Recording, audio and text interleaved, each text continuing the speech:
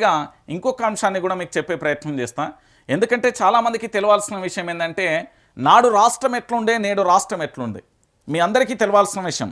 నాడు కేసీఆర్ ప్రభుత్వం ఉన్నప్పుడు 24 గంటల కరెంట్ వచ్చింది. ఇది 100% నిజం. ఎవరు అవునన్నా కాదన్నా దీని విషయంలో ఏకీభవించాల్సింది. రెండో విషయం, ప్రతి ఒక్కరికి పెట్టుబడి సాయం అనేది సకాలంలో అందింది. ఇది 100% నిజం. ఎవరు అవునన్నా కాదన్నా నిజం. ఇంకోటి, ఎండాకాలం మండుట ఎండాకాలంలో కూడా చెరువులు మత్తలు పోసాయి. అది మనందరం కూడా ఆస్వాదించడం. ఇది 100% నిజం. దాంతోపాటు రైతులకు సంబంధించి అనేక రకాలుగా ప్రోత్సాహాలు ఇస్తూనే వాళ్ళు పండించిన పంటను కూడా కొనుగోలు చేసింది ఆనాటి ప్రభుత్వం. మరి నేటి ప్రభుత్వం కరెంటు చక్కగా ఇస్తలేదు, నీళ్ళను సరిగ్గా ఇస్తలేదు. ఏది పంట పండించిన తర్వాత దాన్ని కొనుగోలు చేసే దిక్కు దివానా లేకుండా పోయిన పరిస్థితి కనబడతాను. ఒకసారి చూడండి, నాడేమో అగ్రపదం, నేడేమో ఆగమాగం. కేసీఆర్ పాలనలో దేశానికి దిక్సూచిగా రాష్ట్రం మన తెలంగాణ రాష్ట్రం.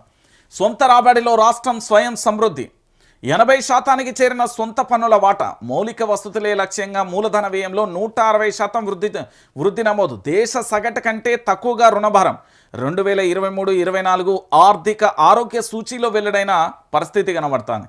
ఇంకా ఒకసారి చూసే ప్రయత్నం చేద్దాం. కేసీఆర్ పాలనలో తెలంగాణ రాష్ట్రం ఆర్థిక క్రమశిక్షణతో పాటు అభివృద్ధిలో కూడా సరికొత్త ప్రమాణాలను నెలకొల్పింది. సొంత ఆదాయ వనరులు పెంచుకోవడమే కాకుండా సంక్షేమ మౌలిక వసతుల కల్పనలో అగ్రగామిగా నిలిచింది. తద్వారా ఆర్థిక ధీమాకు తెలంగాణ చిరునామాగా మారింది. ఓవైపు కేంద్ర గ్రాంట్లపై ఆధారపడడం తగ్గించి సొంత పన్నులను ఆదాయాన్ని 80% పెంచుకుని ఆర్థిక సుస్థిరతను ప్రదర్శించింది.